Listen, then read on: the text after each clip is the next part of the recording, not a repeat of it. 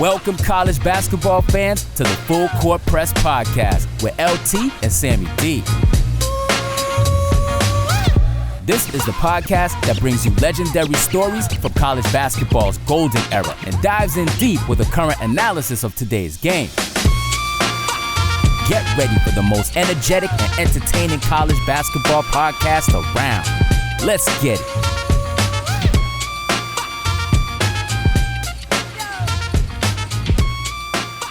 Hello and welcome to another Full Court Press, a college basketball coaches show. Luke Taylor here. Sam is no longer with us, at least today. That sounds really bad, but he's got the day off. I put him on the bench because we need only starters for this next coach. But if you love the show, you like the show, don't forget to subscribe, rate, and review. Follow us on all the Twitter handles and all that good stuff. And 5 stars, we appreciate that. So we've got a Northeastern Ohio legend. And I was kind of telling him before, really off to a really nice start. We got Coach Rob Sendroff from the Kent State University Golden Flashes. Welcome to the Full Court Press, Coach. Yeah, thanks for having me, Luke. Appreciate it. Yeah, thanks for coming back. Yeah, last time with Travis. Yeah. From Miami. So, and I'm gonna say, I don't know if you follow him too much. You probably just worry about yourselves and your opponents, but him and yourself both being on this Mac preview show, you guys have started off pretty well so far. No, you know what I do? I follow our league. I follow how everybody's doing. Travis and I go way back, so yeah. I'm always rooting for his team and rooting for everybody in our conference because I want to see our league do well because, the better our league does, the better it is for everybody. So right. They're having a great start to their year. We've been fortunate. We've had a pretty good start as well. And, looking forward to in a few weeks from now, we'll start conference play and it'll be a very competitive league like always. And, watching across the country, seeing some teams and some leagues already starting up league play. Isn't it crazy? Yeah. I'm one of the people in our conference that feels like we should be playing more conference games as well, where we would probably be starting up around now, but we're at 18 games. So we're still in our non-conference part of the schedule and, seeing a lot of teams that are very competitive in the MAC as always, always at this time of the year, because everyone's schedule is different. You just really don't know completely how everyone's team is going to round out in terms of how they'll be when we get to league play. Little fumble there. Yeah, it's okay. It's okay. That's a turnover. That's MAC football for you. Yeah. Well, that's a turnover for you. We're trying to prevent turnovers on our team. So any more, and I'll have to get rid of you. Have to put you on the bench. Any more turnovers, we'll put you on the bench. Oh, God. Well, it's funny. I want to touch on that. You said you would like to have more conference games. Is it because of, and I know I've talked about this with every coach, is just the non-conference scheduling aspect of it? Is that kind of the push forward in your mind, or is it just you'd like to see more of your conference teams? Because at the end of the day, a lot of these leagues are, 1 and 2 bid leagues, right?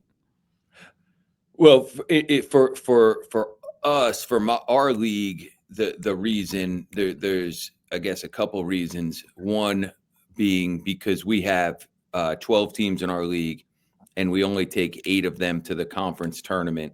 So I would want our conference to play as true to get your top 8 teams. I would want us to play as close to a round robin as possible. I'd like to play a round robin where everybody plays each other twice. This is me speaking that, everybody play each other twice. And now you can really say, okay, we're only going to take 8 teams. Everybody's played each other twice. We know who the top 8 teams are.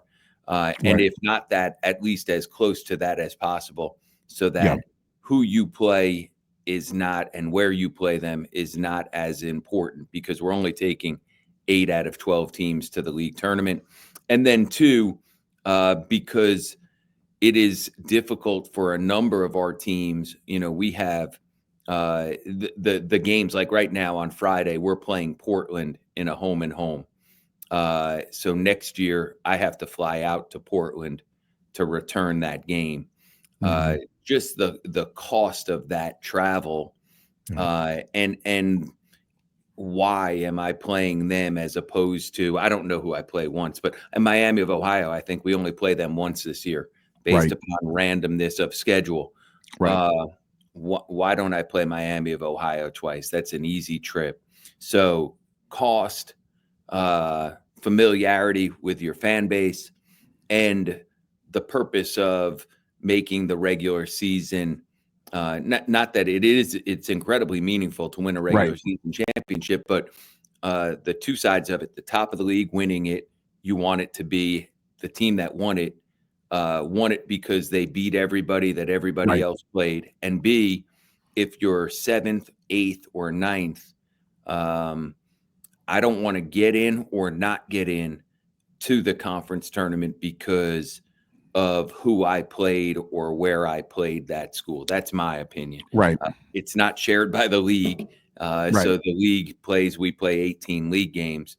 And, we've been fortunate for at least most of the years that I've been here that we've been in the top 8, but there's certainly no guarantee of that. And I think we're going to add another team next year. UMass is going to be added to our conference.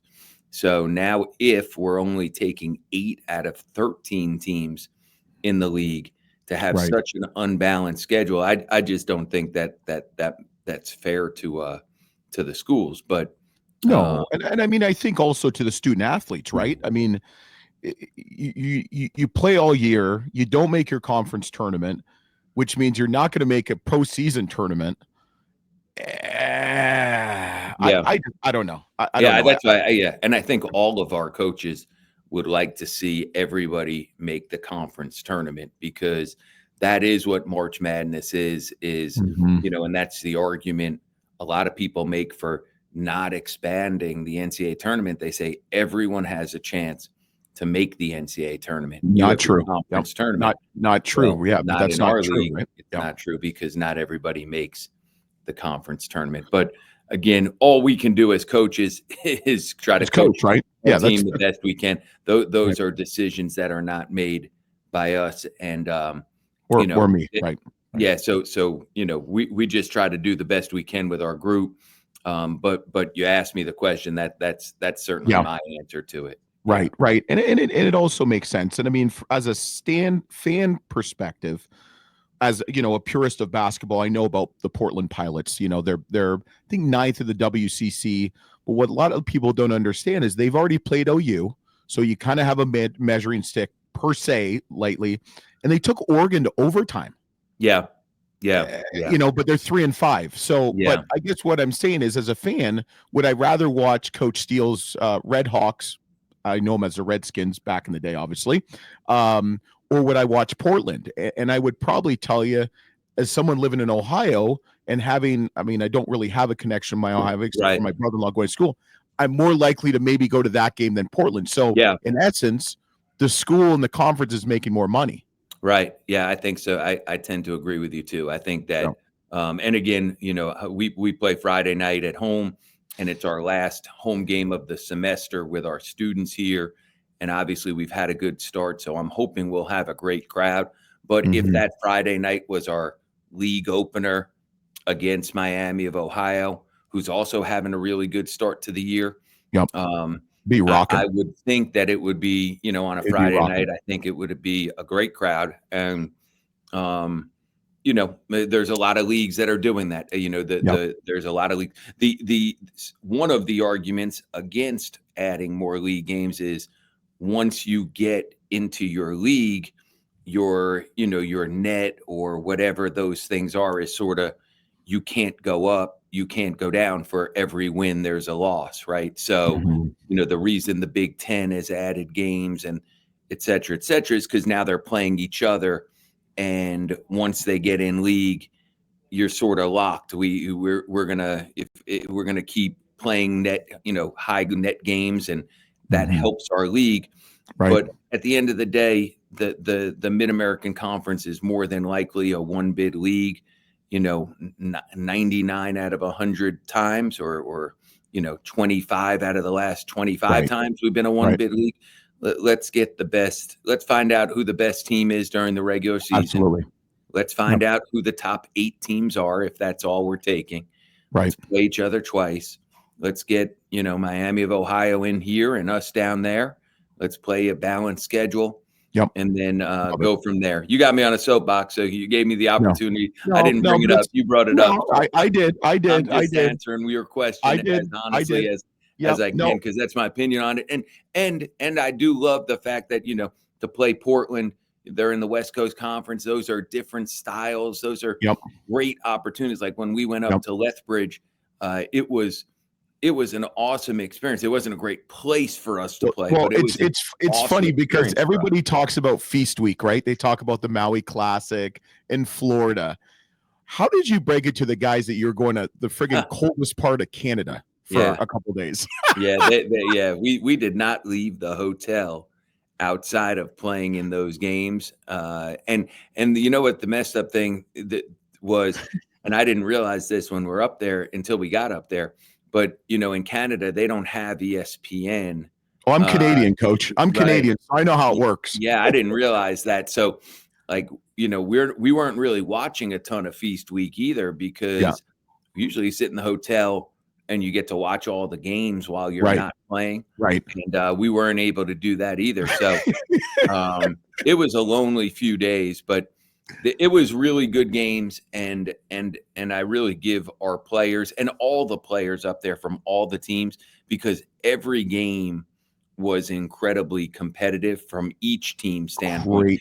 Great team. And I thought all 4 programs, I think everybody will be, watching and following the other teams that were up there, and sort of like, okay, I got a lot of respect. Towson didn't win a game up there. They were missing a couple players. Some of their key players were hurt. But they're great. Coach Scary runs a great program. Yeah. They're going to be good in that league. They're going to be. Yeah, and they were favored, one of the two. But then, like UCI, the Anteaters from UCI Irvine, the mid-major poll, they're ranked number 1. Yeah. And then Kennesaw State beat Rutgers. So you guys beat Rutgers, Coach. Yeah. Yeah. Good team. Listen, good teams. The coach at Kennesaw State, that was the first time I've watched his team play. And he played at and worked at Alabama. Played at Alabama and then worked for Coach Nate Oates, who I know from our league there.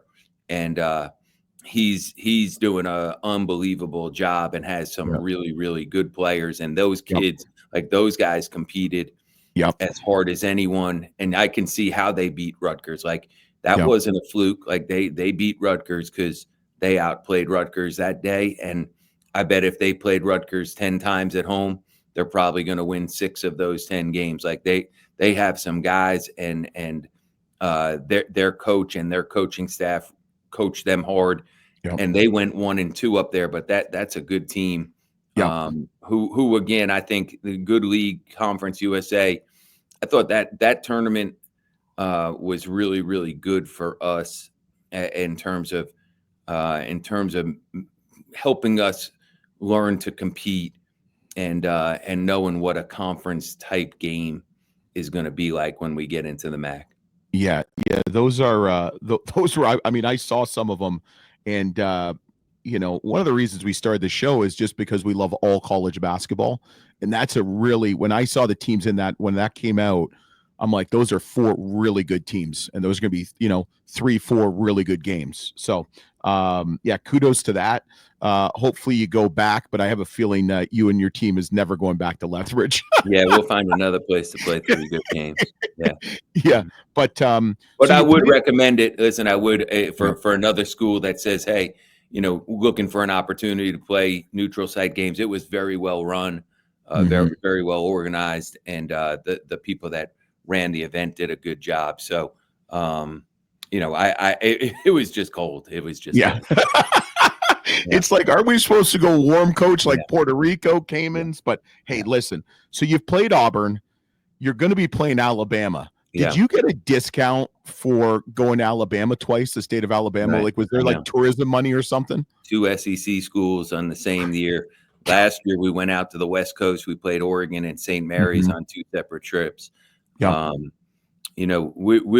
play anyone who will play us. It's sort of been is certainly of the Power 5 schools. Like, and anyone that says they'll play us, we're willing to sign up.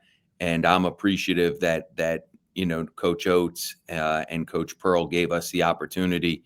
And that's sort of how we've handled it. And usually two, at times, if I can get three of them, I'll play three of them. Sometimes we can only get one, or, sometimes it's two, but we try to get a few games against Power 5 schools each year. And they're not always easy to dictate from our standpoint where they are. And this year they're both in the state of Alabama. So we're going to get 2 trips down to Alabama. No discounts, no tourism, travel party, anything like that. But 2 trips down there to SEC country, and those are 2 unbelievable programs and coaches, and it's great for our kids to get an opportunity to see what they can do against those teams. In the in the Auburn game, we started out a little shell-shocked, it appeared, but we competed for a good 30 minutes in that game. We cut the game, and midway through the second half, it was a 4-point game, 6-point game. And we competed in that game. Of their game so far, it was their second lowest point, total in terms of how many points they've scored so far. So we did a pretty decent job defensively, and hopefully, they're going to have they've had an awesome season so far. And I'm sure they'll continue to have a great year. Yeah, which obviously helps you. Is finishing your schedule going just later and later? I mean, we've heard that a lot, but for like you, I mean, do you have anything scheduled for next year, bar from, let's say, I mean, I don't need to know exactly, but other than the Portland Pilot return game, right? Do you have anything scheduled for next year? We have a couple. Cleveland State is we have a series back and forth with them, which local, and appreciate that. And Purdue, we are playing Purdue at Purdue next year. So I have somebody on my staff now who played at Purdue and worked at Purdue for a number of years. So Coach Painter was, because of that connection, gave us the opportunity next year. So we'll go there right after Christmas. That's gonna be then, awesome. The MTEs we got to figure out, and we'll work on all of that stuff here. I have a number of them that have reached out to us, and one that I think we're going to do, but I'm still waiting on a contract. And, we'll go from there and try to figure things out with our schedule as the year goes. But you are right, because it's later and later to get that done, because everyone wants to know who's on your roster, right? Before they sign up on these games. Yeah, we're like, summer's a little bit easier back in the day. Like, even like 2-3 years ago, you can actually go on a family vacation, you can play golf, you can actually do stuff. Now it's like, oh, we've only got 11 guys in the roster, I gotta get 2 more, I've got to do this schedule. I mean, I would hope the NCAA does something eventually, because it can't keep going like this.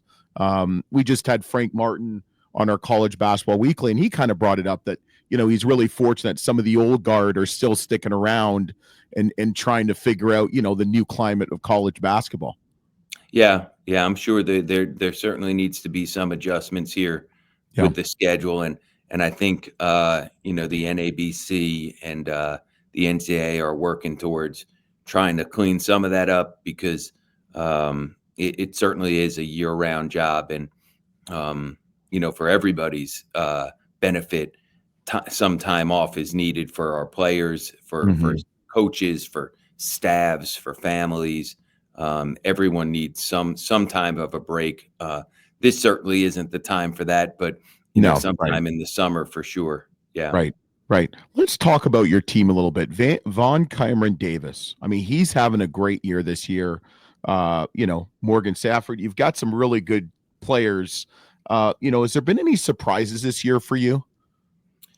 No, I wouldn't call it surprises. I think what I've been really, really pleased with, and what I think has really helped us, and the tournament I think really helped us, is that we're playing, I think it's 10 guys, 13 minutes or more.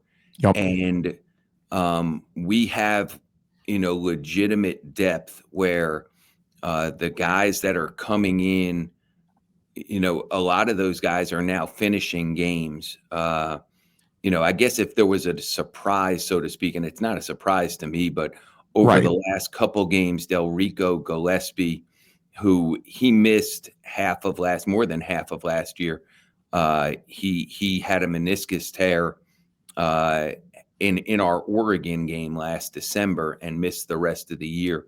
Like, he played 26 minutes in our Kennesaw State game, which is the most minutes he's played in his career.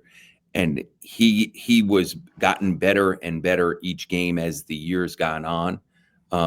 He's a 6'9" forward, plays, both the 4 and the 5 for us, but is a really athletic, physical, high motor player. But really, more than anything, I've been really, really happy with and hope that we can continue to have a mindset where everyone seems to be really, really rooting for each other, not caring about who's shooting the basketball, who's scoring, who's not scoring, and just really competing hard while they're in the game. I'm making a ton of mistakes because You heard it first. Yeah, you heard it here first. And I've told these guys this because I can't play everyone as much as they may deserve to play. I just can't do it. There's not enough minutes. So just play as hard as you can play while you're out there. And we have a really, really unselfish group of guys. So because of that, the energy has been awesome amongst the team. And we just have to have that continue, because if that continues, we'll have success. If that doesn't continue, then that will feed off into how we play, and then we'll struggle. And if you look at our statistics, offensively, we have not been very good. But our record has been good. And the reason our record's been good is because we're defending at a high level. We're taking care of the basketball. We're rebounding. We're shooting free throws really well. And when it's all said and done, the little things, we've gotten down in a number of games and we've battled back because we've competed really, really hard. We've done a good job with turning teams over. We've done it, like I mentioned, on the glass. We've done a good job. So we just have to focus on those things. And if we can continue to do that, then we'll have a chance to have success. And you mentioned Vaughn is having a really good year, but I think it goes well beyond him. Morgan Safford's had a huge impact on our team, and then defensively, we've had a lot of guys contribute with how hard they're playing while they're on the court. Right. And you talk about stats. You said there might not be the best, but you're also playing really good competition. So it's not like you're going out there and padding stats and playing some of these weaker teams. But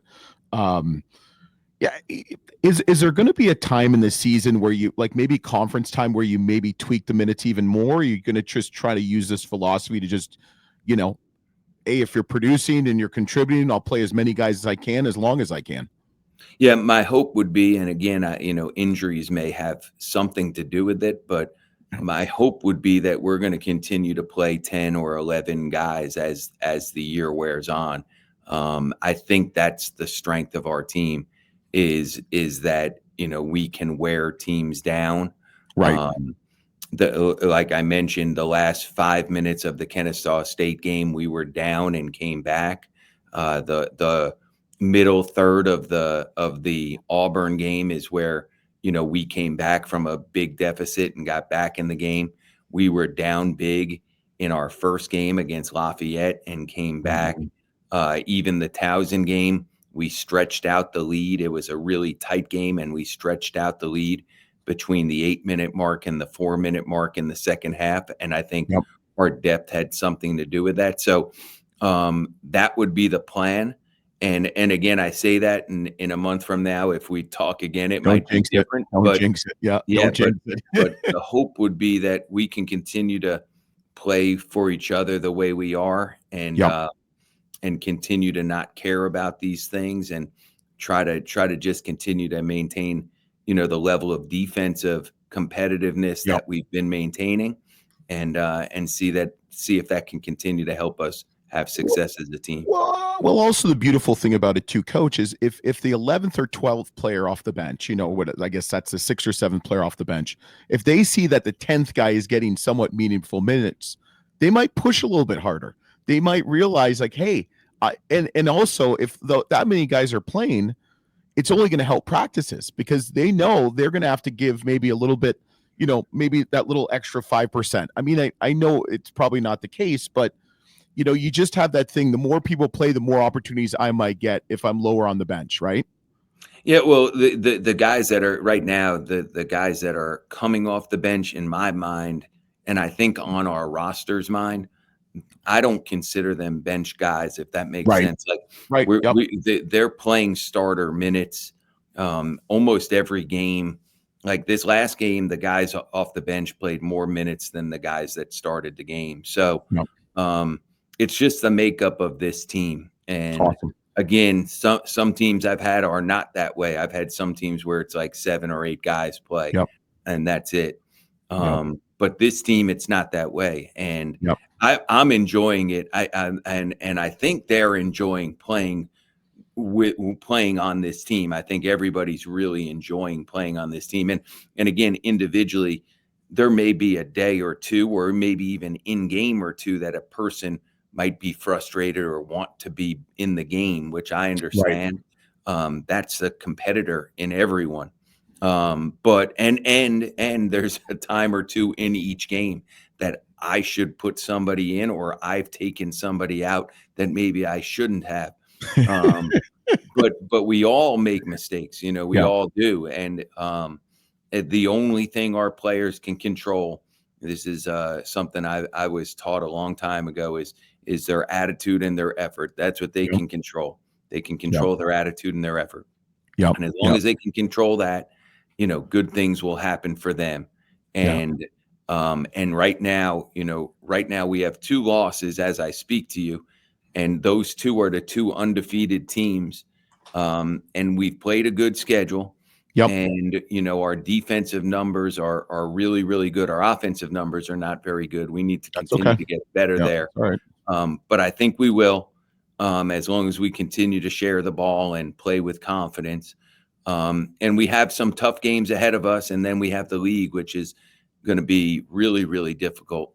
But I think our guys are enjoying the competition, enjoying being around each other, and I think guys are seeing themselves get better, and that's really what it's about. Yeah, but you also have, and this is kudos to you, you have longevity, and you also have set a good culture.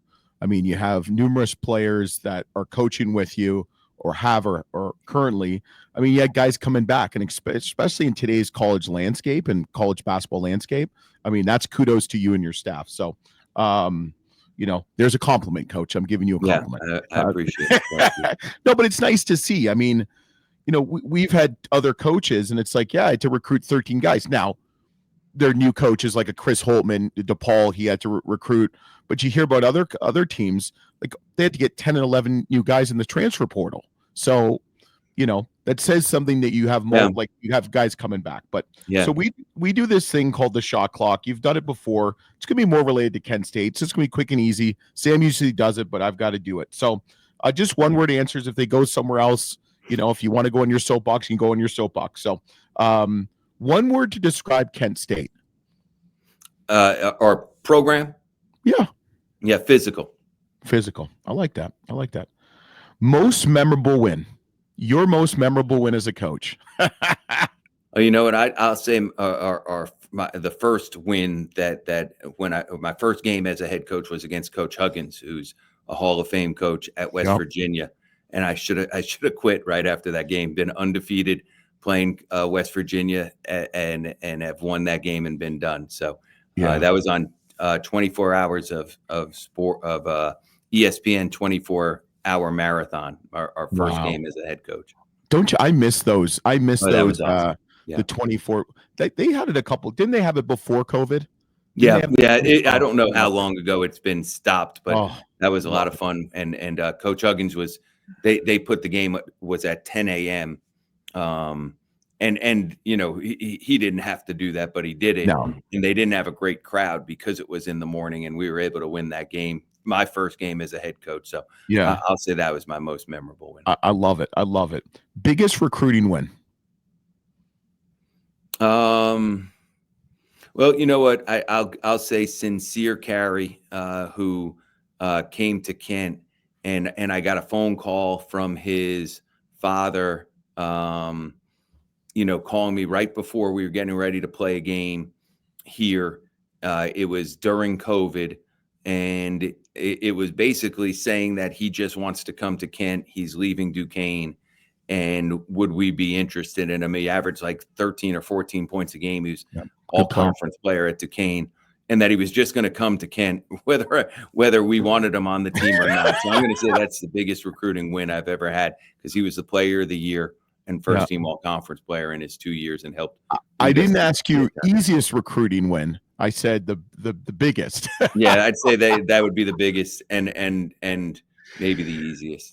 Yeah. He was a great basketball player. Yeah. Oh, absolutely great basketball player. I loved watching him play. One arena you have always wanted to coach in that you have not. I'd say as a head coach, I'd go Cameron Indoor Stadium. I haven't been there as a head coach. I was there as an assistant, but I haven't been there as a head coach. Really? That's crazy. That's crazy. What is the one arena you'll always remember that you've coached in? Kansas. Yeah. That's pretty remarkable. That's what everybody says. I mean, I've been there to a couple games, and it's whether you win or lose, that last like minute and a half where they do the Rock Chalk Jayhawk. Yeah. The coolest part to me for that one, we played them December 30th. So, it's during Christmas break. And when we got there, you get there an hour and a half before the game, and there was a line about 1,000 people deep just to get into the arena.